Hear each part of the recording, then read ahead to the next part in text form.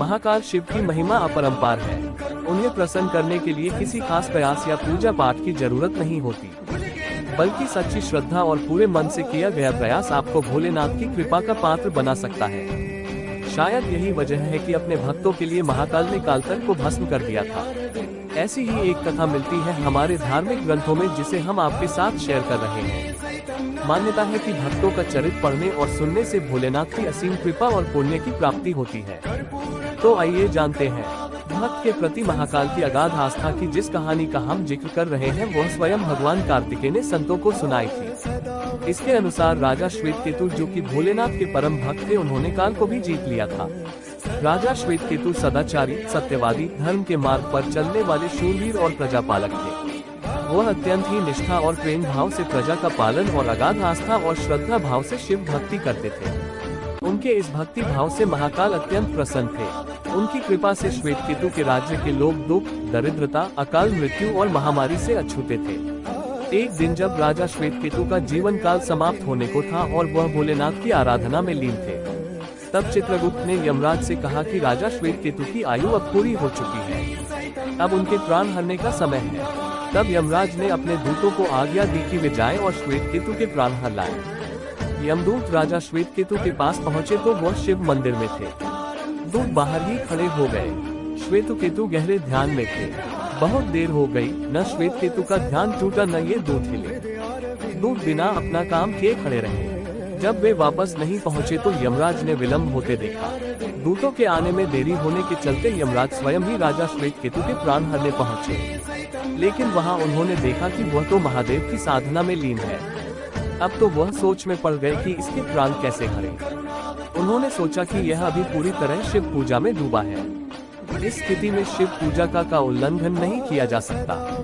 तब वह भी बाहर ही खड़े हो गए। उधर जैसे ही काल को इसकी सूचना मिली तो उन्होंने तलवार निकाली और शिव मंदिर में जा घुसे।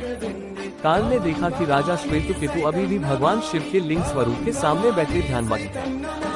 वह झपटकर आगे बढ़ा और जैसे ही उसने राजा श्वेतकेतु का सिर काटने के लिए तलवार उठाई, शिव ने अपना तीसरा नेत्र खोलकर काल की ओर देखा। भोलेनाथ का तीसरा नेत्र खुलते ही काल वही राजा श्वेतकेतु के सामने जलकर भस्म हो गया। थोड़ी देर बाद जब राजा श्वेतकेतु का ध्यान टूटा, उन्होंने अपनी आंखें खोली तो राख में बदल चुके काल को देखा। उन्हें चिंता हुई कि यह कौन है और क्या है। श्वेतकेतु ने भगवान शिव से पूछा, हे भोलेनाथ, ये किसकी राख है? इसे किसने और क्यों जलाया? तब भोलेनाथ ने बताया कि यह काल था जो कि तुम्हारे प्राण हरने आया था। राजा श्वेतकेतु ने कहा कि हे महाकाल, ये तो आपकी ही आज्ञा से तीनों लोक में विचरता है, लोक को नियंत्रण में रखता है। इसी के भय से तो लोग पुण्य कार्य करते हैं। आप इन्हें अतिशीघ्र जीवन दान दे दें। शिवजी की कृपा से काल जी उठा और उसने उठते ही श्वेतकेतु को अपने गले से लगाकर बोला, राजा, तुम जैसा तो तीनों लोकों में कोई नहीं है। तुमने तो अजेय काल को भी जीत लिया। जीवन दान पाकर काल और यमराज ने कहा कि ऐसे जातक जो शिवजी के परम भक्त हैं, सच्चे मन और पूरी श्रद्धा से महाकाल की पूजा में लीन रहते हैं, सिर पर जटा और गले में रुद्राक्ष पहनते हैं, विभूति का त्रिपुंड ललाट पर लगाते और पंचाक्षर मंत्र का जप करते हैं, उन्हें कभी भी अकाल मृत्यु का ग्रास नहीं बनना पड़ेगा। कथा के अनुसार इस आशीर्वाद के बाद श्वेतकेतु ने लंबे समय तक राज किया और फिर महाकाल की कृपा पाकर उनमें ही विलीन हो गए।